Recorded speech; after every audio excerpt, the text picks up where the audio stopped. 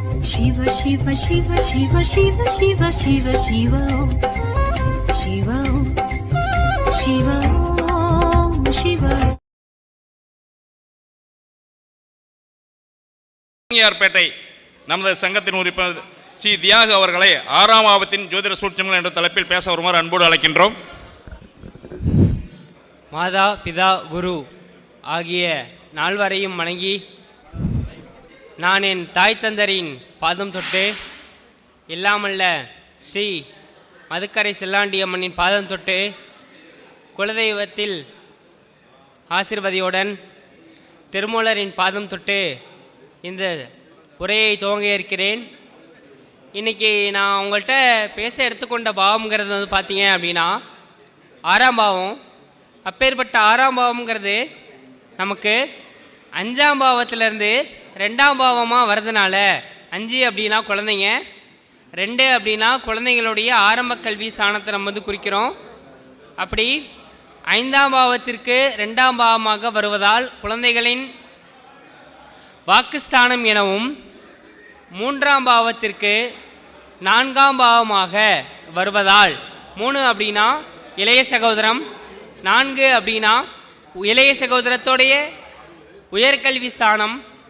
ஆக இளைய சகோதரனுடைய உயர்கல்வி ஸ்தானம் எனவும் 4ஆம் இடத்திற்கு 3ஆம் இடமாக வருவதால் 4ஆம் இடம் அப்படின்னா அம்மாவுடைய ஸ்தானம், 3 அப்படின்னா அம்மாவுடைய இளைய சகோதர ஸ்தானம் எனவும் 11ஆம் இடத்திற்கு 8ஆம் இடமாக வருவதால் 11ஆம் இடம்ங்கிறது நமக்கு மூத்த சகோதரங்களுடைய ஸ்தானமும், 8ஆம் இடம்னா அவங்களுக்கு ஏற்படக்கூடிய பேரதிர்ச்சி, பெரும் கஷ்டம், ஆக்சிடெண்ட்டு, வம்பு வழக்கு, போலீஸ் ஸ்டேஷன், கோர்ட்டு, இந்த மாதிரி சம்மந்தப்பட்ட விஷயங்கள் எல்லாமே குறிக்குது.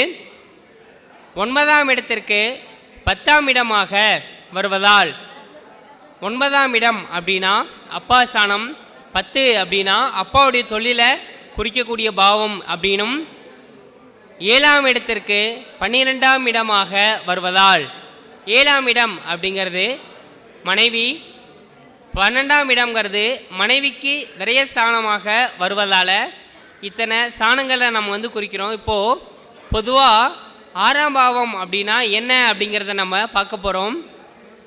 சத்ருஸ்தானம், ருண ரோகணஸ்தானம், மனைவிக்கு விரயஸ்தானம், தாயாரின் இளைய சகோதர ஸ்தானம், இளைய சகோதரனுக்கு கடன் சுமை நிவர்த்தி ஸ்தானம் எனவும் அழைக்கப்படுகிறது. பொதுவாக 6ல் செவ்வாய் பகவானுங்கிறத உட்காந்துருந்தாங்க அப்படின்னா கண்டிப்பாக அந்த ஜாதகருக்கு ஆப்ரேஷன் பண்ணுவாங்க. 6ல் ராகு வந்து உட்காந்துருந்தாங்க அப்படின்னா அந்த ஜாதகர் பயந்த குணம், பயந்த நிலைமையில் தான் எந்நேரம் பார்த்தாலுமே இருப்பாங்க. 6ல் கேது பகவான் அவங்க உட்காந்துருந்தாங்க அப்படின்னா கண்டிப்பாக அந்த ஜாதகருக்கு குழப்பமான மனநிலைங்கிறது ரொம்பவே அதிகமாக இருக்குங்க. இப்போது நம்ம 9 கிரகத்தில் என்னென்னமா சூரியன்லேருந்து கேது பகவான் வரைக்கும் உட்காந்துருந்துச்சு அப்படின்னா என்னென்ன பலன் சொல்கிறதுங்கிறத நம்ம முழுசாக பார்க்க போகிறோம். 6ஆம் இடத்துல சூரிய பகவான் வந்து உட்காந்துருந்தாங்க அப்படின்னா ஜாதகருக்கு அரசியல் ஆதாயம் உண்டு. ஜாதகருடைய தாயுடைய இளைய சகோதரம், அதாவது ஜாதகருக்கு சித்தி முறை வேணும். அவங்க வந்து சிறப்பான ஒரு நல்ல ஒரு வாழ்க்கையை தான் வந்து வாழ்வாங்க. அப்பாவுக்கு ஊரில் வந்து பார்த்தீங்க அப்படின்னா ஒரு கௌரவமான ஒரு பதவிங்கிறது இருக்கும். ஜாதகருடைய இளைய சகோதரம்ங்கிறது பேர், புகழ், பட்டம், இந்த மாதிரி ஒரு படிப்பை தான் வந்து தேர்ந்தெடுத்து படிப்பாங்க. மனைவிக்கு அப்பா மூலியமாக விரயம் வரத்துக்கான வாய்ப்புங்கிறது இருக்குது. குழந்தைகள், நிர்வாக திறமை, இது எல்லாமே ரொம்பவே அற்புதமாக வந்திருக்குங்க. அதுக்கு அடுத்தது 6ல் சந்திர பகவான் உட்காந்துருந்தாங்க அப்படின்னா ஜாதகர் கலைத்துறையில் ஒரு சிறந்து வந்து விளங்கக்கூடிய ஒரு நபரால் தான் வந்து இருப்பார். ஜாதகருடைய தாயோடைய இளைய சகோதரம் வந்து சஞ்சல புத்தி உடையவளாக இருப்பாங்க. அப்பா இசையில் மீது அதிகளவில் ஒரு ஆர்வம் கொண்டவங்களாக வந்து பார்த்தீங்கன்னா இருப்பாங்க. ஜாதகருடைய இளைய சகோதரம் கலைத்துறையில் ஒரு பேர் பட்டம் பெறக்கூடிய நபராக வந்து பார்த்தீங்கன்னா இருப்பாங்க. அதே மாதிரி மனைவிக்கு அம்மா மூலியமாக விரயம் வரத்துக்கான வாய்ப்புங்கிறது ரொம்பவே அதிகமாக இருக்குது. குழந்தைங்களுக்கு அன்புடன் பாசத்துடனும் வந்து பார்த்திங்கன்னா நம்மக்கிட்ட பழகுவாங்க அப்படின்னு நம்ம வந்து எடுத்துக்கலாங்க. இதுவே 6ஆம் வீட்டில் செவ்வாய் பகவான் இந்த உட்காந்துருந்தாங்க அப்படின்னா ஜாதகர் மருத்துவத்துறையில் இருக்கிற மாதிரி வாய்ப்புங்கிறது இருக்குது. ஜாதகருடைய சித்தி முறை வேணும்னு சொன்னேன் இல்லையா, அவங்க எந்த ஒரு உதவி கேட்டாலும் தயங்காமல் செய்வாங்க. அப்பா சுயதொழில் பண்ணக்கூடிய யோகம்ங்கிறது ரொம்பவே இருக்குது. ஜாதகருடைய இளைய சகோதரம் மருத்துவ சம்பந்தப்பட்ட துறையில் வந்து இருப்பாங்க. மனைவிக்கு சகோதரனால் விரயம் வரத்துக்கான வாய்ப்புங்கிறது ரொம்பவே அதிகமாக இருக்குது. குழந்தைக்கு கோவத்தனம், பிடிவாதத்தனம், சண்டாளத்தனம் இதெல்லாமே ரொம்பவே அதிகமாக வந்து இருக்கோங்க. அதுவே 6ஆம் இடத்துல புதன் பகவான் வந்து உட்காந்துருந்தாங்க அப்படின்னா ஜாதகர் கல்வியில் சிறந்து விளங்குவாங்க. அம்மாவுடைய இளைய சகோதரம்ங்கிறத நமக்கு வந்து பார்த்தீங்க அப்படின்னா ஒரு மாதிரி சிடுசிடுன்னு மற்றவங்கள்ட்டையும் சரி அவங்க வீட்டாளுங்கள்ட்டையும் சரி கண்டிப்பாக தான் வந்து பார்த்தீங்கன்னா இருப்பாங்க. அப்பாவுக்கு வியாபாரம் சம்பந்தப்பட்ட ஒரு துறையில் மிகப்பெரிய ஒரு ஆளாகிற மாதிரி தான் வாய்ப்புங்கிறது வந்து இருக்குது. ஜாதகருடைய இளைய சகோதரம் கணித கம்ப்யூட்டர் சார்ந்த துறையில் வந்து பார்த்திங்கன்னா கண்டிப்பாக இருப்பாங்க. மனைவிக்கு தாய் மாமன் மூலியமாக விரயம் வரத்துக்கான வாய்ப்புங்கிறது வந்து பார்த்திங்கன்னா ரொம்பவே அதிகமாக இருக்குது.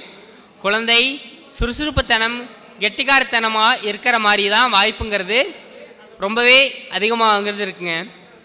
அது 6ஆம் இடத்துல குரு பகவான் வந்து உட்காந்துருந்தாங்க அப்படின்னா ஜாதகர் ஆன்மீக சம்பந்தப்பட்ட விஷயங்களில் பெரிய லெவலில் ஈடுபாடு உடையவர்களாக இருப்பாங்க. அம்மாவுடைய இளைய சகோதரம் வந்து பார்த்தீங்க அப்படின்னா ஆன்மீக பாடல் பாடுறது, கோவிலில் பஜனை பாட்டு பாடுறது இந்த மாதிரி சம்பந்தப்பட்ட ரீதியாக இருப்பாங்க. அப்பாவு உணவு சம்பந்தப்பட்ட துறையில் ஒரு மிகப்பெரிய லெவலில் சாதிக்கிற மாதிரி தான் வந்து வழி இருக்குது. ஜாதகருடைய இளைய சகோதரமும் யூஜி முடிச்சுட்டு பிஜி முடிச்சுட்டு பிஹெச்டி முடிச்சுட்டு ஒரு ப்ரொஃபஷனல் லைனில் தான் வந்து இருந்துட்டு வந்து இருப்பாங்க. அப்படிங்கிறோம் மனைவிக்கு அந்நியர் மூலியமாக ஏதாவது ஒரு செலவுங்கிறது வந்து வரத்துக்கான வாய்ப்புங்கிறது இருக்குது. குழந்தை வந்து பொறுப்புடனும் பொறுமையாகவும் இருக்கிறதுக்கான வாய்ப்புமே அவங்களுக்கு ரொம்பவே அதிகமாகிறது இருக்குங்க. இதுவே 6ஆம் வீட்டில் சுக்கிர பகவான் வந்து இருந்தாங்க அப்படின்னா அந்த ஜாதகர் அசைவ பிரியராக வந்து பார்த்தீங்கன்னா இருப்பாங்க. மனைவியோ அம்மாவுடைய இளைய சகோதரம்ங்கிறத நமக்கு பார்க்கும்போது ஆடை அலங்கார பிரியராக வந்து பார்த்தீங்கன்னா இருப்பார்கள். அப்பா ஒரு கடற்கரை துறையில் வந்து பார்த்தீங்கன்னா வேலை செய்யணும் அப்படிங்கிற மாதிரி தான் இருக்கும். ஜாதகருடைய இளைய சகோதரம்ங்கிறது இப்போ ஒரு ஃபேஷன் டிசைனிங், ஒரு பியூட்டிஷியனாக இருக்கலாம், இல்லை அப்படின்னா ஒரு மேக்கப் ஆர்டிஸ்டாக இருக்கலாம். இந்த மாதிரிலாம் தான் இருக்கிற மாதிரி வாய்ப்புங்கிறது இருக்குது. மனைவிக்கு சகோதரி மூலியமாக விரயம் வரத்துக்கான வாய்ப்புமே நமக்கு ரொம்ப அதிகமாக இருக்குது. குழந்தைகள் வந்து பார்த்தீங்க அப்படின்னா மற்றவங்கள ஒரு கவர்ற மாதிரி ஒரு இனிமையான பேச்சு தான் வந்து பார்த்திங்கன்னா பேசுவாங்க. இதுவே 6ஆம் வீட்டில் சனி பகவானுங்கிறத உட்காந்துருந்தாங்க அப்படின்னா ஜாதகர் பிறருக்காக தன்னலம் கருதி வேலை செய்கிறதுல ரொம்பவே ஒரு ஆர்வத்தோடு தான் வந்து பார்த்தீங்கன்னா இருப்பாங்க. ஜாதகருடைய அம்மாவுடைய இளைய சகோதரம் நமக்கு வந்து பார்க்கும்போது எந்த ஒரு துறையிலையுமே எந்த ஒரு விஷயமா இருக்கட்டும் அவங்க பெரிய லெவலில் ஈடுபாடு அப்படிங்கிறதுக்கு வந்து காட்ட மாட்டாங்க. அப்பா இரும்பு ராடு சம்பந்தப்பட்ட துறையில் வேலைங்கிறது செஞ்சுட்டு வந்து இருப்பாங்க. ஜாதகருடைய இளைய சகோதரமும் தொழில் சம்பந்தப்பட்ட கல்வியை தான் தேர்ந்தெடுத்து வந்து பார்த்திங்கன்னா படிப்பாங்க. மனைவிக்கு சித்தப்பா மூலியமாக விரயம் வரத்துக்கான வாய்ப்புங்கிறது ரொம்பவே அதிகமாக இருக்குங்க. குழந்தைக்கு மந்த நிலை எந்த ஒரு விஷயமா இருக்கட்டும் எந்த ஒரு செயலாக இருக்கட்டும் சுறுசுறுப்பாக செஞ்சு முடிக்கவே வந்து பார்த்திங்கன்னா மாட்டாங்க. ரொம்ப ரொம்ப ரொம்ப இழிவு வந்து பார்த்திங்கன்னா படுத்திக்கிட்டு தான் வந்து பார்த்திங்கன்னா இருப்பாங்க. அப்போது 6ஆம் வீட்டில் ராகு பகவான் உட்காந்துருந்தாங்க அப்படின்னா கண்டிப்பாக அந்த ஜாதகருக்கு பயந்த குணம் பயந்த கோளாறு அப்படிங்கிறது இருந்துக்கிட்டே தான் வந்து பார்த்திங்கன்னா இருக்குங்க. அம்மாவுடைய இளைய சகோதரமும் வந்து பார்த்தீங்க அப்படின்னா சலிச்சுக்கிட்டு தான் ஒரு வேலையை வந்து பார்த்தீங்கன்னா செய்வாங்க அப்படிங்கிற மாதிரி தான் இருக்குது. அப்பாவும் ஒரு வெல்டிங் துறையில் ஒரு நல்ல ஒரு உத்தியோகமாக இருக்கிற மாதிரி தாங்க வந்து இருக்குது. மனைவிக்கு அப்பாவுடைய அப்பா மூலியமாக விரயம் வரத்துக்கான வாய்ப்புங்கிறது ரொம்பவே அதிகமாக இருக்குது. குழந்தைங்க வந்து பார்த்திங்கன்னா மற்றவங்கள்ட்ட ஏமாற்றிக்கிட்டு, மற்றவங்கள்ட்ட பொய் சொல்லிக்கிட்டு, மற்றவங்கள்ட்ட வந்து பார்த்திங்க அப்படின்னா பித்தலாட்டம் பண்ணிக்கிட்டு இந்த மாதிரி தாங்க வந்து இருப்பாங்கங்கிற மாதிரி தாங்க வந்து இருக்குது. அதுவே 6ஆம் இடத்துல கேது பகவான் வந்து உட்காந்துருந்தாங்க அப்படின்னா ஜாதகர் மனசை அலைப்பாய விடமாட்டாங்க. ஜாதகருடைய அம்மாவுடைய இளைய சகோதரமும் வந்து பார்த்தீங்கன்னா மன சஞ்சலத்தோடு தான் இருப்பாங்க. அப்பா மருத்துவ சம்பந்தப்பட்ட ஒரு துறையில் கண்டிப்பாக இருப்பாங்க. மருத்துவ சம்மந்தப்பட்ட துறைனா ஒரு ரெஃபாக இருக்கலாம், இல்லை அப்படின்னா ஒரு டெக்னீஷியன்ஸாக இருக்கலாம், இல்லாட்டி ஒரு நர்சிங் படிச்சுட்டு மருத்துவ சம்மந்தப்பட்ட துறையில் தான் வந்து பார்த்திங்கன்னா இருக்கலாம் அப்படிங்கிற மாதிரி தான் இருக்குது. ஜாதகருடைய இளைய சகோதரமும் நமக்கு வந்து பார்த்தீங்க அப்படின்னா சித்தா, ஆயுர்வேதா, அக்குபஞ்சர் சம்மந்தப்பட்ட துறையில் வந்து சிறந்து வந்து விளங்கலாம் அப்படிங்கிற மாதிரி தான் வந்து இருக்குது. அம்மாவுடைய மனைவிக்கு அம்மாவுடைய அப்பா அம்மா மூலியமாக விரயம் வரத்துக்கான வாய்ப்புங்கிறது ரொம்பவே அதிகமாக இருக்குது. குழந்தைங்க ஞானத்துடன் செயல்படுறதுக்கான வாய்ப்புங்கிறது ரொம்பவே அதிகமாக இருக்குங்க. அதாவது பொதுவாகவே 6ஆம் பாவம் தனது தசாபுத்தி அந்தரங்களில் மிகவும் வலுவுடன் செயல்படுகிறது அப்படிங்கிறத நம்ம வந்து பார்த்துட்டு, இதில் 6ஆம் பாவத்தில் சுப கிரகங்கள் அமர்வது காட்டிலும் பாவ கிரகங்கள் அமர்ந்திருந்துச்சு அப்படின்னா கண்டிப்பாக நம்மளுடைய வாழ்க்கையில் இருக்கக்கூடிய எதிரிகளை ஈஸியாக ஜெயிச்சிடலாம். இதுவே பாவகரங்கள் வந்து அமராமல் நமக்கு 6ஆம் பாவகம் பகை, நீசம், அஸ்தம் அப்படின்னு சொல்லிட்டு ஆயிருந்தாலும் கண்டிப்பாக நம்ம எதிரிகள்கிட்ட தோற்று தான் வந்து போவோம். பொதுவாகவே நம்மளுடைய கர்ம வினைகள் குறிக்கக்கூடியது 10ஆம் பாவமாக இருந்தாலும் 6ஆம் பாவகம் தான் சப்போர்ட் பண்ணுது. இப்போ நம்மளுடைய கர்ம வினைகளை அழிக்கணும் அப்படின்னா நம்ம கோவில்லையோ இல்லை வீட்லேயோ இல்லை நம்மளுடைய ஆஃபீஸ்லேயோ பெரும்பாலான இடத்துல நம்ம விளக்கேற்றும் போது நம்ம மனசளவில் வேண்டிக்கணுங்க. இல்லாட்டி வாய் விட்டு கூட இந்த ஒரு மந்திரத்தை சொல்லலாம்.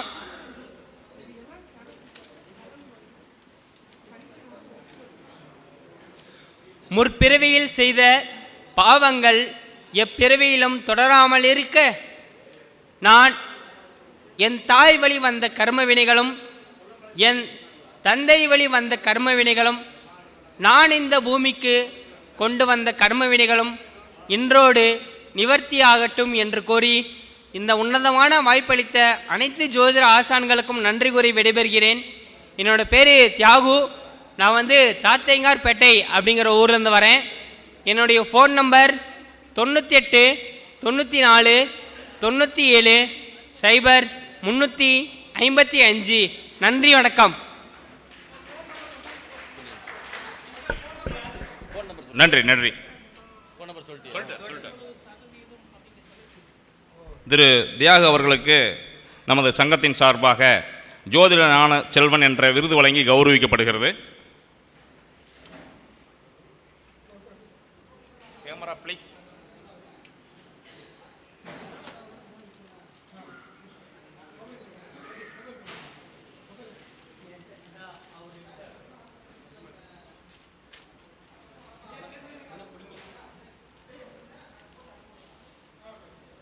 வாழ்க வளமுடன், வாழ்க வளமுடன். திருச்சிற்றம்பலம். வணக்கம்.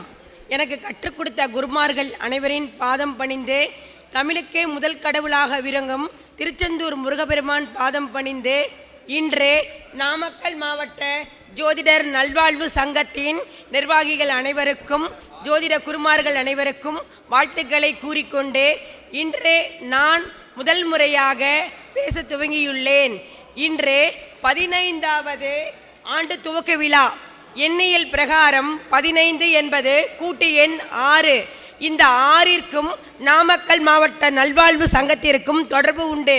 என்னவென்றால், நாமக்கல் மாவட்டத்தில் பெருமைமிகு அமைந்துள்ள நமது நரசிம்மராகிய தாயார் நாமகிரி தாயார் சுக்கிர பகவானின் ஆதிக்கம் பெற்றவர்.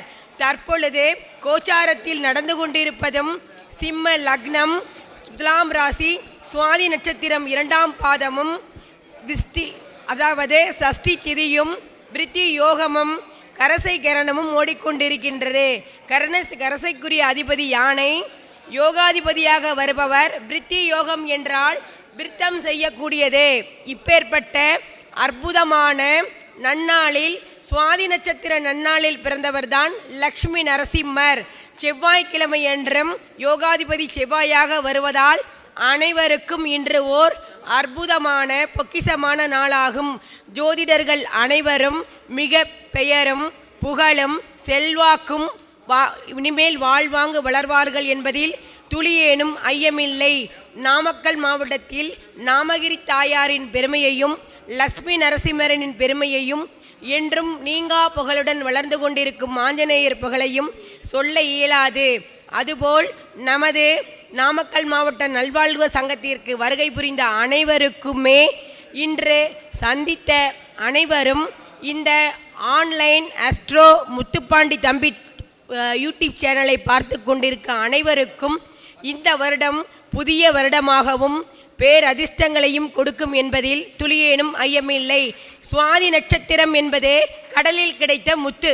அந்த முத்து கொண்டாடக்கூடிய நன்னேரத்தில் நாம் பேசிக்கொண்டிருப்பது மிகுந்த பெருமை. இந்த பெருமை நமது நாமக்கல் மாவட்டத்தை சாரும் மற்றும் இந்த நேரத்தை உருவாக்கி கொடுத்த சக்தி குரு ஐயா அவர்களுக்கும், தென்னரசு ஐயா அவர்களுக்கும், நௌசத் ஐயா அவர்களுக்கும், நான் வணங்கும் திருச்செந்தூர் முருகப்பெருமானுக்கும் ஒரு நன்றியை தெரிவித்துக் கொள்கின்றேன். இப்பேற்பட்ட அற்புதமான சக்தி வாய்ந்த நன்னாள். இந்நாளிலிருந்தே நமது சங்கம் இன்னும் மென்மேலும் வளரும் என்பதில் துளியேனும் ஐயமில்லை. கோச்சாரமும் நமக்கு சப்போர்ட்டாக உள்ளது, நமது தெய்வமும் நமக்கு சப்போர்ட்டாக உள்ளது. நாமக்கல்லில் அமைந்துள்ள நாமகிரி தாயாரின் பெருமையை கூற எண்ணிலடங்கா முடியாது. நான் எடுத்துக்கொண்ட தலைப்பு என்னவென்றால், புஷ்கர நவாம்சத்தின் பலன்கள். அதாவது, கிரகங்கள் நாளும் கோளும் தினமும் நன்மை செய்யும். என்னுடைய கருத்து பாணியில் நான் 20 வருட அனுபவம் வாய்ந்த ஜோதிடர். எல்லா நாட்களும் நல்ல நாட்களே, எல்லா நேரமும் நல்ல நேரமே. அவ்வாறு நம்ம புஷ்கர நவாம்சம் என்று சொல்லக்கூடிய ஒரு 12 ராசிகளில் 27 நட்சத்திரங்கள் இடம்பெற்றுள்ளன. இந்த 27 நட்சத்திரங்களில் நாம் ஒரு குறிப்பிட்ட நட்சத்திரங்கள் மட்டும் புஷ்கர நவாம்சத்தில் இயங்கும். அதாவது 360 டிகிரி பாகை கொண்ட கலையில் 30 டிகிரியாக பிரிக்கும் பொழுது மேச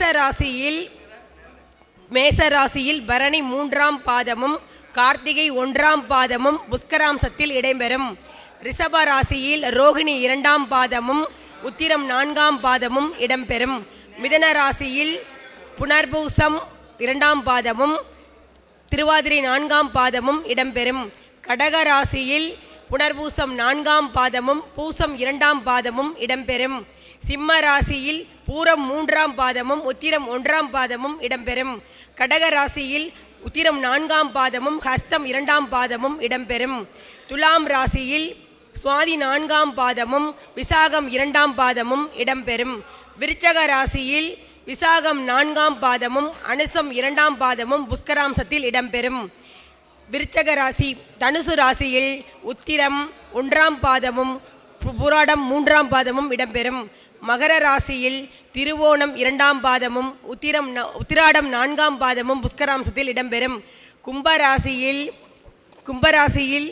பூரட்டாதி 2ஆம் பாதமும் சதயம் 4ஆம் பாதமும் இடம்பெறும்.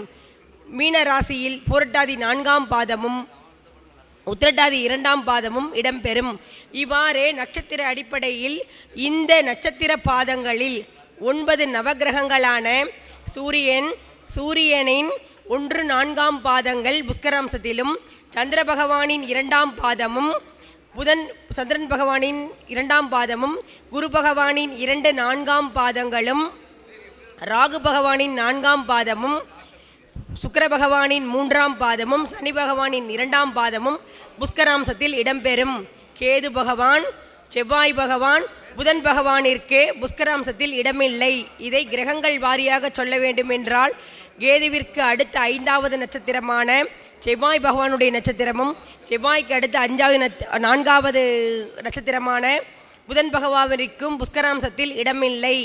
இந்த புஷ்கராம்சத்தில் இடம்பெறும் நட்சத்திரங்கள் லக்னம் மற்றும் சந்திரன்.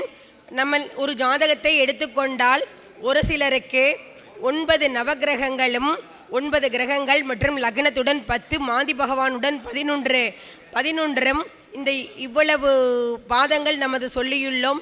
12 24 பாதங்களில் புஷ்கராம்சம் இடம்பெறுகின்றது. இந்த புஷ்கராம்சம் எதன் அடிப்படையில் செயல்படுகிறது என்றால் ஒரு கோணத்தையும் ஒரு கேந்திரத்தையும் இணைக்கும் ஒரு ஒளியாகப்பட்டது ஊடுருவி, அதாவது கிருத்திகை 1ஆம் பாதத்தில் ஊடுருவும் ஒளியானது புனர்பூசம் 4ஆம் பாதத்தை சென்றடைந்து பேரதிர்ஷ்டமாகவும், அதே கார்த்திகை நட்சத்திரம் 1ஆம் பாதம் ஊடுருவி உத்திரம் 1ஆம் பாதத்தின் வழியாக ஒரு கேந்திரத்தையும் ஒரு திரிகோணத்தையும் இருக்கும். ஒரு பின்பம் ஒளிப்பட்டு ஒரு இடத்தை சென்றடையும் பொழுது பேரதிர்ஷ்டமாகவும் வைரம் போல மின்னும். அந்த இடத்தை சற்று கவனமாகவும் கவனிப்பார்கள். குப்பையில் கிடந்தாலும் வைரம் தான், தங்கம் தான், ஜொலிக்கும். அதுபோல இந்த புஷ்கராம்சத்தில் பிறந்தவர்கள் மிக கோடீஸ்வரர்களாகவும் நல்ல சீமான்களாகவும் லட்சாதிபதிகளாகவும் உருவாக்கி கொண்டுள்ளார்கள். எடுத்துக்காட்டாக நாம் தலைவர் சூப்பர் ஸ்டார் ரஜினிகாந்த் அவர்களை பற்றி சொல்லலாம். ஏனென்றால் அவர்களை பற்றி தெரியாதவர்கள் தமிழ்நாட்டிலும் இல்லை, உலகிலும் இல்லை. லக்னம் சிம்ம லக்னம், பூரம் 3ஆம் பாதத்திலும், அவர் சந்திர பகவான் திருவோண நட்சத்திரம் 2ஆம் பாதத்தில் மகர ராசியில் பிறந்துள்ளார். எவ்வளவு ஏழ்மையில் பிறந்திருந்தாலும் இன்றைக்கு உயரே நல்ல கொடிகட்டி பிறக்கக்கூடிய பேரதிர்ஷ்டத்தை தந்துள்ளார். இதை தந்தவர் புஷ்கராம்சமே.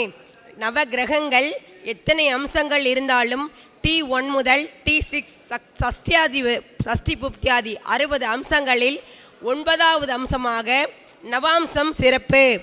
அதில் நிலையாக, அதாவது ராசிக்கட்டத்தில் உள்ள பலன்களை ஒரு ஜாதகம் நன்றாக உள்ளதா, லக்னம் கேந்திரம் திரிகோணம் ஏறியுள்ளதா, குரு பார்வையுள்ளதா, நீச்சபங்க ராஜயோகத்தில் உள்ளாரா, அல்லது வீடு கொடுத்தவர் நன்றாக உள்ளாரா, அதிபதி எவ்வாறு உள்ளார் என்பதை நாம் கவனிக்கின்றோம். இதை ஒரு பாதி வயதிற்கு மேல் 40 வயதிற்கு மேல் நாம் எடுத்துக்கொண்டால் எப்பொழுது நல்ல நேரம் வரும் என கேட்கும் பொழுது அம்சத்தில் உள்ள கிரகம் நமக்கு கண்டிப்பாக வேலை செய்யும். புஷ்கராம்சத்தில் அந்த கிரகம் இருந்தால் பிற்பகுதி வாழ்க்கையில் மிகுந்த கோடீஸ்வரர்களே. இவ்வாறு அதிர்ஷ்டம் என்பது இந்த 11 லக்னம் உட்பட 9 நவகிரகங்களிலும் இந்த புஷ்கராம்சத்தில் நான் கண்ட அனுபவத்தில் ஒரு சிலருக்கு 7 புஷ்கராம்சங்களும் 6 புஷ்கராம்சங்களும் 5 புஷ்கராம்சங்களும் 4 புஷ்கராம்ச கிரகங்களும் இடைபெறும். அவ்வாறு இல்லாதவர்கள் துரதிர்ஷ்டசாலிகள் என்று சொல்ல முடியாது. திசை புத்தி அந்தரம், திசை இல்லாவிட்டாலும் புத்திநாதன் செயல்படுவார். அப்பொழுது திடீர் அதிர்ஷ்டங்களையும் யோகங்களையும் இந்த புஷ்கராம்சம் ஏற்படுத்தி கொடுக்கும். புஷ்கராம்சத்தில், அதாவது லக்னம் சிம்மராசியில் பூரம் 3ஆம் பாதத்தில் இருந்தால், லக்னம் இருந்துவிட்டால் அவர்களின் வளர்ச்சியை எண்ணிலடங்காக சொல்ல முடியாது. அந்த தசாபுத்தி சுக்கிரதசை நடக்கும் காலகட்டத்தில் மிகுந்த கோடீஸ்வர யோகத்தை தருவார். புஷ்கர நவாம்சத்தில் இருக்கும் கிரகங்களுக்கு ஆட்சி, உச்சம், பகை, பலவீனம், நீச்சபங்க ராஜயோகம், அஸ்தகதம், அஸ்தமனம் என்று எதுவும் கிடையாது. தனது திறனை மிக பிரதிபலிப்பாக தரக்கூடியவர் புஷ்கராம்சம். இவ்வாறு நாம் அனைவருக்குமே அந்த புஷ்கராம்சம் கண்டிப்பாக அதிர்ஷ்டம் செயல்படும். அந்த தசை நடக்கின்றதா, தசை இல்லாவிட்டாலும் புத்தி நடைபெறும். புத்தி ஒரு குறிப்பிட்ட காலங்களில் நடைபெறும். புத்தி நடைபெறாவிட்டாலும் சூட்சமம், அந்தரம், வாயு இவ்வாறு பிரிக்கும் பொழுது அந்த காலகட்டங்களில் கண்டிப்பாக அவர்களுக்கு அதிர்ஷ்டம் கிடைக்கும். அதை நாம் கண்டாராய்ந்து அந்த நாட்களில் ஒரு தொழில் செய்வதாக இருந்தாலும், நாம் புதிய பொருள்கள் வாங்குவதாக இருந்தாலும் நிலைத்த உழைப்பும் நீடித்த செல்வமும் அவர்களுக்கு கிடைக்கும். மேலும் அவ்வாறு அமையவில்லை என சொல்லுபவர்களும் வருத்தப்பட தேவையில்லை. ஒரு கோச்சார நாட்களில் 27 நட்சத்திரங்களும் 27 நட்சத்திரங்களில் அந்த 24 பாதங்கள் மட்டும் தினமும் சந்திராஷ்டமம் வருவது போல அந்த கிரகங்கள் பயணித்து கொண்டிருப்பார்கள். இப்பொழுது சுவாதி 2ஆம் பாதத்தில் ஓடிக்கொண்டிருக்கிறார் சந்திர பகவான். விடியற்காலையில் 4ஆம் பாதம், அந்த 4ஆம் பாதம் புஷ்கராம்சம். அப்பொழுது தினமும் சந்திரன் பயணிக்கும் காலகட்டங்களில் அதிர்ஷ்டங்கள் ஓடிக்கொண்டிருக்கின்றன. அந்த நாட்களில் நாம் புதிய வேலைகளை தாராளமாக தொடங்கலாம். பொண்ணு பார்க்க போகிறதா இருந்தாலும் சரி, நான் ரொம்ப கஷ்டப்படுறேங்க, போய் கடவுளை கும்பிட்றேன், கடவுளையும் நல்ல நேரத்தில் கும்பிடுங்க.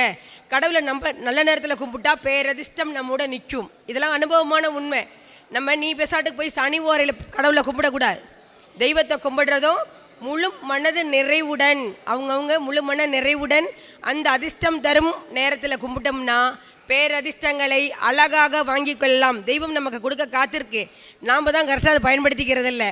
அவ்வாறு அந்த நாட்கள், அந்த அந்த பாதங்கள் நடக்கும் நேரங்கள் ஒரு 6 மணி நேரம் தான் பயணிக்கும். ஒரு நட்சத்திரத்தில், ஒரு நட்சத்திரம் பார்த்திங்கன்னா 2.25, ஒரு 48 மணி நேரம் 2.25, அப்போ 6 மணி நேரம், 54 9 பாதத்துக்கு அந்த 6 மணி நேரம் பயணிக்கும். அந்த 6 மணி நேரத்தில் நாம் எந்த தொழில் செஞ்சாலும் சரி, எந்த காரியமும் தங்குதடை இல்லாமல் அதிர்ஷ்டத்தையும் வெற்றியை மட்டுமே கொடுக்கும் என கூறிக்கொண்டு, நேரம் காலம் கருதி இவ்வாறு சிறப்பாக கொடுக்கும் என கூறிக்கொண்டு, அனைவருக்கும் நல்ல நேரம் உண்டு. இந்த வருடம் 2025வது வருடம் அற்புதமான ஒரு வருடம். இந்த சுக்கிர பகவானின் ஆதிக்கத்தில் கேட்டுக்கொண்டிருக்கும் அனைவருக்கும் வாழ்த்துக்களையும் வணக்கங்களையும் கூறிக்கொண்டு, எனக்கு வாய்ப்பளித்த நாமக்கல் மாவட்ட ஜோதிடர்கள் நலவாழ்வு சங்க நிர்வாகிகள் மற்றும் சக்தி குரு ஐயா, NRS ஐயா, நௌசத் ஐயா அவர்களுக்கும் பார்த்து கொண்டிருக்கும் ஆன்றோர்கள் அனைவருக்கும் மீண்டும் ஒரு முறை வாழ்த்துக்களை கூறிக்கொண்டு, நான் நாமக்கல் மாவட்டத்திலிருந்து டாக்டர் ராஜாதி MA PhD அஸ்ட்ரோ பேசுகின்றேன். தொடர்புக்கு செல் நம்பர் 9790640171. வாழ்க பாரதம், வளர்க ஜோதிடக்கலை, வளர்க மென்மேலும் நாமக்கல் மாவட்ட ஜோதிடர்கள் நல்வாழ்வு சங்கம் என கூறிக்கொண்டு வாழ்த்தி விடைபெறுகிறேன். நன்றி மேடம். அடுத்ததாக திருச்செந்தூர் திரு கணேசன் அவர்களை பேசுமாறு அன்போடு அழைக்கின்றேன். திருச்சிற்றம்பலம். உலகளாமர்ந்தோதற்கரியவன் நில உலாவி நீர்மேலி வேணியன் அழகில் ஜோதியன் நம்பளத்தாடுவான் மலர்ச்சிலம்படி வாழ்த்தி வணங்குவோம். சிவமே எமக்கு பொருள். திருச்சிற்றம்பலம். ஜோட பெரியவர்களுக்கு என்னுடைய சிறந்தாழ்ந்த வணக்கங்கள். இந்த மேடைகள் எனக்கு பேச வாய்ப்பளித்த சக்தி குரு சாருக்கும் தென்னர் சாருக்கும் இந்த நாமக்கல் மாவட்ட ஜோதிடர்கள் நல சங்கத்திற்கும் என்னுடைய வணக்கத்தை முதலில் தெரிவித்துக் கொள்கிறேன். இங்கே பேசும் முன் என் குருநாதர் ஸ்ரீ விருதுநகர் ஸ்ரீலட்சுமி ஜாம்பவான் சுவாமிகளை வணங்கி உங்கள் ஆதரவோடு பேச தொடங்குகிறேன். நான் அப்போ திருமண பொருத்தை பற்றி பேச வரேன். அதாவது ஒரு ஜாதத்தில் என்ன பொருத்தம் இருக்கோ இல்லையோ, மனசொத்து புருஷமாண்டி வாழணும். அப்படிங்கும்போது ரெண்டொரு ஜாதத்துலேயும் சுக்கிரன் ஒரே ராசியில் இருந்தால் அவர்களுக்குள் எந்த பிரச்சனையும் வருவதில்லை. அப்படி சுக்கிரன் எல்லாத்துக்கும் ஒரே ராசியில் இருக்குன்னு சொல்ல முடியாது. அப்படின்னா அந்த சுக்கிரன் இருக்கிற ராசி மேலே அந்த பெண்ணோட செவ்வாய் இருந்தால் பிரச்சனை இல்லை, நல்லாயிருக்கும். அது மட்டும் இல்லை, அப்படி இல்லைனா அப்படி அமையலைனா அந்த பெண்ணோட செவ்வாய் இருக்கிற இடத்துல அந்த பையனோட சுக்கிரன் இருக்கணும். இப்படி இருந்தால் அவங்களோட வரிசை பொறுத்து ஏற்பட்டு எந்த பிரச்சனையும் இல்லாமல் அந்நூன்யமாக சந்தோஷமாக வாழ்வாங்கிறது என்னுடைய கருத்து. என் குருநாதர் படித்த விஷயத்தை உங்கள்கிட்ட நான் சொல்கிறேன். அதுக்கப்புறம் அப்படி இல்லைனா ரெண்டோருக்கும் ஒரே லக்னமாக அமையப்பட்டால் ரொம்ப விசேஷம். ரெண்டோருக்கும் ஒரே லக்னமாக இருந்தால் பிரச்சனை இல்லை. அதுமாதிரி ரெண்டுத்துக்கும் ஒரே ராசியாக இருந்தால் 7.5 8 இருந்தால் கொஞ்சம் கஷ்டப்படுவாங்க. அதனால் தவிர்ப்பது நலம். ஒருவர் ராசி அடுத்தடுத்த ராசியாக இருக்கும், ஒரே ராசியாக அமைந்தால் வாழ்க்கையில் துன்பம் 7.5 8 ஒன்று போல் வரும். இப்போ ஒருத்தர் ராசி 7ஆவது ராசியாக இருந்ததுன்னா ரொம்ப ஒருத்தர் உத்தமமாக இருக்கும். இப்போ தனுசுக்கு மிதுனத்துக்கு எடுங்க. தனுசுக்கு 7.5 நடந்து முடிஞ்சிருக்கு, மிதுனத்துக்கு தான் 8 முடிஞ்சிருக்கு. இந்த மாதிரி ஒன்று போல் வரும். வந்தவன் ரொம்ப வாழ்க்கை ரொம்ப பொருளாதார கஷ்டப்படுவார்கள். அதனால் அப்படி சேர்க்க வேண்டாம். உங்கள்கிட்ட என்ன கருத்து? அதே இது ஒரு அடுத்த ராசியும் தேவையில்லை. ஆனால் அது ரெண்டருக்கும் ஒரே லக்னமாக இருக்கணும். அப்படி ரெண்டருக்கும் ஒரே லக்னமாக இருக்கலாம், ஒருத்தர் ராசி ஒருத்தர் லக்னமாக இருக்கலாம். உதாரணத்துக்கு சிம்ம ராசியில் ஒரு பெண் பிறந்திருந்தால் ஆண் சிம்ம லக்னமாக இருந்தால் அவர்களுள்ள பொருந்திடும். வேறு எந்த பொருத்தம் இருக்கா இல்லையோ அவங்கள வசிய பொருத்தம் ஏற்பட்டால் அவங்களே சண்டை போடுவாங்க, அவங்களே சேர்ந்துருவாங்க. நம்ம போய் சேர்த்து வைக்க வேண்டிய அவசியம் இல்லை. வாழ்க்கையில் பிரிவு பிரச்சனை வராது என்பது என்னுடைய கருத்து. அதேமாரி 2 பேருக்கும் சுக்கரன் குறைஞ்ச வகையில் இருந்தால் அவங்களும் எந்த பிரச்சனையும் வராமல் ஒத்தி போயிடுவாங்க. இது என்னோட கருத்து. அதுக்கப்புறம்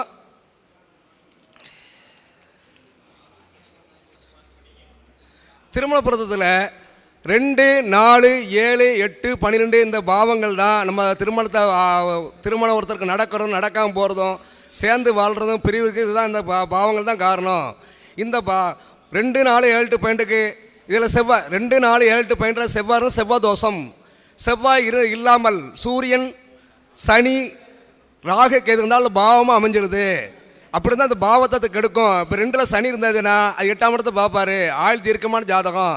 அப்படி 8ஆம் இடத்துல சனி இருந்தால் எல்ஐசி பில்டிங் வந்து மேலே வந்தாலும் பிழைச்சிடுவாங்க. ஆயுள் தீர்க்கமான ஜாதகம்னு விதி இருக்குது. ஆனால் இப்படி அமையப்பட்டால் அவர்களுக்கு திருமண தடையை கொடுத்துருது ஜாதகத்தில்.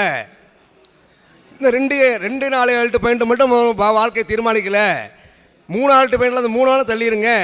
6, 8, 12ங்கிற இந்த பாவங்கள் தான் மறைவு ஸ்தானங்கள் தான் வாழ்க்கை பெரும்பொழுதும் தீர்மானிக்குது. இந்த 2, 4, 8, 12 இந்த ஸ்தானங்கள் 2, 4, 7, 8, 12 இந்த பாவாதிகள் இந்த 6, 8, 12 மறைந்தாலோ அல்ல மறைவு ஸ்தானாதிபதிகள் 6, 8, 12 கிடையவங்க இந்த 2, 4, 7, 8, 12 இருந்தாலவோ அவங்களுக்கு திருமணம் தாமதப்படும். அல்ல திருமணம் நடக்காதுன்னு சொல்ல முடியாது. நடந்த வாழ்க்கையில் பிரச்சனைப்பட்டு பிரிவு ஏற்படலாம். அதுக்கு இந்த மாதிரி வசிய பொருத்தம் ஜாதகம் விசேஷம். நான் இந்த ஜாதகம் பார்க்கும்போது 10 பொருத்தத்தில் இந்த தச பொருத்தத்தெல்லாம் பார்க்கறது இல்லை. இங்கே தான் 10 பொருத்தம். எங்கள் திருவள்ளூர் மாவட்டத்தில் 12 பொருத்தம் பார்ப்பாங்க. அந்த 12 பொருத்தம் இருந்தாலும் இல்லாட்டாலும் பரவாயில்ல. இந்த கிரகங்க கட்டம் தான் நம்ம கட்ட பேசும். இந்த பாவங்கள் கிட்ட தான் வாழ்க்கையில் பிரிவு பிரச்சனை வரணும் ஜாதக விதி. இதுதான் ஆணித்தரமாக மறுபடியும் சொல்கிறேன். என்னை வாடிக்கையாளர்கிட்ட நான் அதான் தான் சொல்கிறேன். அவங்களுக்கு அதை விளக்கத்தை சொல்லணும். அவங்களும் ஏற்றுக்கிடுறாங்க. அதான் என்ன வாடிக்கை தேவையான காரணம். அப்புறம் நம்ம சேர்த்து வைக்கிற ஜாதத்தில் சந்திரன் வந்து ஒருத்தர் ராசிக்கு ஒருத்தர் 6, 8 இருக்கக்கூடாது. லக்னமாக 6 வரக்கூடாது. அல்ல சுக்கரனும் 6 வரக்கூடாது. இது ஒரு பொது விதி. அது 2 லக்னமே 6, 8 வரக்கூடாது. இப்படிலாம் விதி இருக்குது. இதையே நம்ம அனுசரிக்கணும். திருமண பொருத்தங்கிறது பல விஷயங்களை பார்த்தா நம்ம கட்டத்தை பார்த்து எடுக்க 10 பொருத்தத்தை பார்த்தோம். மற்ற இதே ஒரு கரகத்தை வச்சு நம்ம முடிவெடுக்க முடியாது. ஒரு லக்னாபி ஜாதத்தில் வலுத்துனா எந்த பிரச்சனையும் வாழ்க்கையில் இல்லை. லக்னாபி வலுத்து அட்டமாவை குறைஞ்சா வாழ்க்கையில் ஆயுள் நமக்கு தீர்க்கம் இல்லை. ஆனால் லக்னாபி வலு குறைஞ்சி அட்டமாவை வலுத்துனா வாழ்க்கையில் போராட்டமான வாழ்க்கை ஏற்படும். ஆனால் போராட்டத்துலேயும் அவங்க சந்தோஷமாக இருப்பாங்கிறது என்னுடைய கருத்து. அதுக்கப்புறம் ஒரு லக்னத்துக்கு சந்திரன் 6, 8 பாயிண்டில் மறைந்தால் அவர்களுக்கு ஜலதோஷம் சம்பந்தப்பட்ட பிரச்சனை கண்டிப்பாக வரும். அந்த சந்திரன் கூட ராகு கேது சனி சம்மந்தப்பட்டா அவங்களுக்கு இந்த மண்டகன மண்டபாரம், இந்த முதுவலி குறுக்குவலி, இந்த ஊரல் கைகால் தேமல் எல்லாம் கண்டிப்பாக ஏற்படும். அதனால எந்த ஜாதகத்தையும் சந்திரன் தனிச்சு இருக்கிறது நல்லது. 6, 8 மறைஞ்சாலும் அவங்க உடல் ரீதியாக அதாவது 4ஆம் அதிபதி எவ்வளோ வலுவாக இருந்தாலும் சந்திரன் 6 பேர் கொஞ்சம் அவங்களுக்கு சளி தொந்தரவு, சைனஸ் ப்ராப்ளம், இந்த மண்டகன மண்டபாரம், தைராய்டு பிரச்சனைகள், இந்த மாதிரி அதாவது சளி அடிக்கடி நுரையீரலில் நீர் கோக்குறது, இந்த மாதிரிலாம் அதிகமாக ஏற்படும். அதில் ஒருத்தருக்கு சந்திரன் மறைஞ்சால் இன்னொருத்தருக்கு சந்திரன் மறையாமல் எடுங்க. ஒருத்தருக்கு லக்கணத்துக்கு 6 பேர் சந்திரன் மறைஞ்சால் இன்னொருத்தருக்கு மறையாமல் இருந்தால் அவங்களுக்கு உடல் ரீதியாக எதுவும் ஒருத்தருக்கு பிரச்சனை ஒருத்தர் சமாளிச்சிடுவாங்க. அதுமாரி பொருளாதாரங்கிறது வாழ்க்கையில் ரொம்ப முக்கியம். ஒரு ஜாதத்தில் வந்து குரு மறைஞ்சினா சகலமும் கெட்டு போச்சு. குரு குச்சமாக இருந்தாலும் மறைஞ்சால் மறைதான் வேலை செய்யணும். மற்ற குச்சங்கிற வேலை செய்யுமான்னு சொல்ல முடியாது. ஒருத்தருக்கு மறைந்தால் 6, 8 பேர் இருந்தால் ஒருத்தருக்கு மறையாமல் இருக்க வேண்டும். அப்போ தான் பொருளாதார ரீதியாக முன்னேறுவார்கள். திரும்ப பதில் கண்டிப்பாக பார்க்கணும். உங்களுக்கு எந்த கரகம் மறைஞ்சாலும் மறையாமல் பிரச்சனை இல்லை. குரு மறையாமல் இருந்தால் விசேஷம். இப்போ புருஷனுக்கும் மறையாமல் பொண்டாட்டிக்கும் மறையாமல் இருந்தால் ரொம்ப விசேஷம். அவங்க பிறக்கிற பிள்ளைகளும் தான் வாழ்க்கையில் உன்னத நிலையை அடைவாங்க. இதே புருஷனுக்கு மறைஞ்சிருந்து மனைவிக்கும் மறைஞ்சிருந்து கணவன் மனைவி 2 மறைஞ்சு பிறக்கிற பிள்ளையும் மறைஞ்சால் அவங்க வாழ்க்கையில் தருத்தினே தண்டப்படும். எந்த கிரகங்கள் வலுவாக இருந்தாலும் அதை அவங்க அந்த பாவத்தை ரசிக்க முடியாது. குரு தான் வாழ்க்கையில் எல்லாம் சந்தோஷம் கொடுக்கக்கூடிய கிரகம். குரு உங்களுக்கு லக்கணாவே இருக்கலாம் மறையக்கூடாம்பாங்க. அட்டமாவே இருக்கும், பாதாவே இருக்கும், எதுலாம் மறையாமல் இருந்தால் குரு ராசி லக்கணத்தில் பார்த்தால் அவர்கள் வாழ்க்கையில் எந்த சூழ்நிலை இருந்தாலும் முன்னேறி வந்து விடுவார்கள். குரு ராசியில் ஒரு லக்கணத்தில் குரு ராசியில் இருந்தாலும் சரி, லக்கணத்தையும் சரி, அல்ல ராசியில் சந்திரனோட குரு, அல்ல லக்கணத்தை குரு பார்க்குற, ராசியை குரு பார்க்குற, இப்படி இருந்ததுன்னா அவங்களுக்கு பெரிய ஒரு விசேஷமாக நோய்கள் வராது. 2 நிமிஷம் விசேஷம் பெரிய நோய்கள் வராது. சுகர் இருக்கு அவங்களுக்கு, இந்த மாதிரி அமையப்பட்டவங்களுக்கு அவங்க சுகர் தான் மாத்திரை போடணும் திரும்ப வழி கிடையாது. ஆனால் மாத்திரையும் போடாங்க, காப்பியும் குடிச்சிக்கலாம், தான் வெளியே போக காப்பி குடிச்சோம் அல்வாயும் சாப்பிட்டுக்கலாம், ஒன்றும் செய்யாது. ஒரு நாள் மாத்திரை போடாமல் தான் ஒன்றும் செய்யாது. குரு ராசியில் கிடந்து பார்த்தா தெய்வ அனுக்கிரக ஜாதகம், எதுக்கும் கவலைப்பட மாட்டார்கள். முக்கியமாக அவங்களுக்கு கடன் இருக்காது, 6 குடையிலாம் பார்க்க வேண்டியதில்லை. அவங்களுக்கு 6 குடையிலும் பார்க்க வேண்டியது. குரு ராசியில் கிடந்து பார்த்தா கடன் 10 லட்ச ரூபாய்க்கு இருந்தால் 20 லட்ச ரூபா சொத்து மீட்பு தான் 10 லட்சம் கடன் வரும். எதுவுமே இல்லாமல் கடன் அவங்களுக்கு வராது. இது என்னோடய வாழ்க்கையில் நிறைய ஜாதகத்தை பார்த்து நான் தெரிஞ்சுட்டு உண்மை. இதனால தான் ஒரு கணவனுக்கு மறைஞ்சா மனைவிக்கு மறைஞ்சால் ஜாதகம் சேர்ப்பேன். இதே மாதிரி தான் பார்த்துட்ருக்கேன். எனக்கு இந்த கலையில் வந்து ஜாமான் சாமிகள் எனக்கு முதல் குரு. எனக்கு நிறைய குரு இருக்காங்க. இல்லை சக்தி குரு எனக்கு ஒரு குரு தான், அவர் 2 பாயிண்ட் சொல்லியிருக்காரு. இதேமாதிரி நிறைய பாயிண்ட் நான் வச்சுருக்கேன். எனக்கு ஒரு கிட்ட 20-30 குருமார் இருக்காங்க. அந்த குருமார் அனுபவத்தையும் வணங்கி இந்த விஷயத்தை உங்களுக்கு கொடுத்துருக்கேன். இது உங்கள் வாழ்க்கையில் இது உங்களுக்கு பொறுத்தனா எனக்கு ரொம்ப சந்தோஷம். நான் திருச்செந்தூர்லேருந்து வரேன். என் பேர் சிவத்திரு பேவ கணேசன் ஆச்சாரியார். என்னோடய செல்லில் தூத்துக்குடி மாவட்டம் திருச்செந்தூர்லேருந்து வரேன். Cell number 99 42 94 00 58. மீண்டும் ஒரு முறை சொல்கிறேன். என் பேர் சிவத்திரு பேவ கணேசனாச்சாரியார், தூத்துக்குடி மாவட்டம் திருச்செந்தூர்லேருந்து வரேன். என்னோடய செல் நம்பர் 99 42 94 00 58. திருச்சிற்றம்பலம். எல்லாருக்கும் மீண்டும் நன்றி தெரிஞ்சு விடைபெறேன். இந்த மாவட்டத்தில் எனக்கு நிறைவான பேச வாய்ப்பு கொடுத்ததுக்கு மீண்டும் ஒரு முறை நன்றி தெரிவிச்சுக்க வாய்ப்புப்படுறேன். இது காலகாலமாக தொடர்ந்து ஆசைப்படுறேன். வாய்ப்பளித்த எல்லாருக்கும் நன்றி.